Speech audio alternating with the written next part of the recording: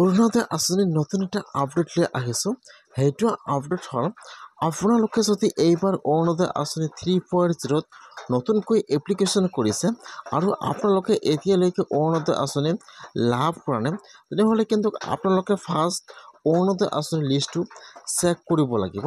যদি আপোনালোকৰ লিষ্টত নাম আহিছে তেনেহ'লে কিন্তু আপোনালোকে অৰুণোদয় আঁচনি লাভ কৰিব, আৰু যদি আপোনালোকৰ লিষ্টত নাম অহা নাই তেনেহ'লে কিন্তু আপোনালোকে অৰুণোদয় আঁচনি লাভ নকৰিব।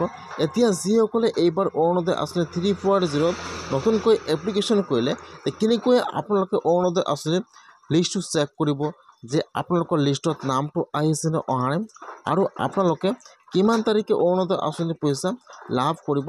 মই আজি এইটো ভিডিঅ'ত আপোনালোকক A to Z সম্পূৰ্ণ প্ৰচেছ ষ্টেপ বাই ষ্টেপ দেখুৱাই দি আছোঁ। আপোনালোকে জানিবলৈ হ'লে ভিডিঅ'টো সম্পূৰ্ণকৈ চাই ল'ব, স্কিপ নকৰাকৈ।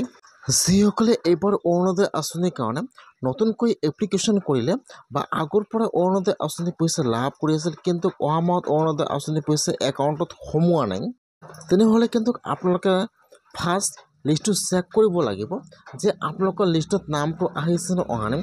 যিসকলে এইবাৰ অৰুণোদয় আঁচনিৰ কাৰণে নতুনকৈ এপ্লিকেশ্যন কৰিলে আৰু যিসকল অহা মাহত অৰুণোদয় আঁচনিৰ পইচা একাউণ্টত সোমোৱা নাই, এতিয়া কিন্তু সেইসকলে আৰু ডকুমেণ্ট জমা কৰিছিল, আৰু এইবাৰ যিসকলে অৰুণোদয় আঁচনিৰ কাৰণে নতুনকৈ এপ্লিকেশ্যন কৰিলে সেইসকলৰ নাম কিন্তু ভেৰিফাই হৈ গ'ল।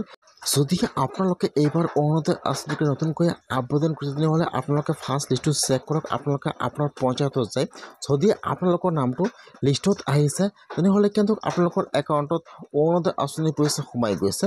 যিসকল মানুহৰ নাম লিষ্টত অহা নাই সেইসকলে কিন্তু অৰুণোদয় আঁচনিৰ পইচা সোমোৱা নাই। এতিয়াই আপোনালোকে লিষ্টটো চেক কৰক, যদি আপোনালোকৰ নামটো লিষ্টত আহিছে তেনেহ'লে আপোনালোকৰ একাউণ্টত অৰুণোদয় আঁচনিৰ পইচা সোমাই গৈছে। এইটো কিন্তু অৰুণোদয় আঁচনিৰ নতুন ভেৰিফাই লিষ্ট হয়।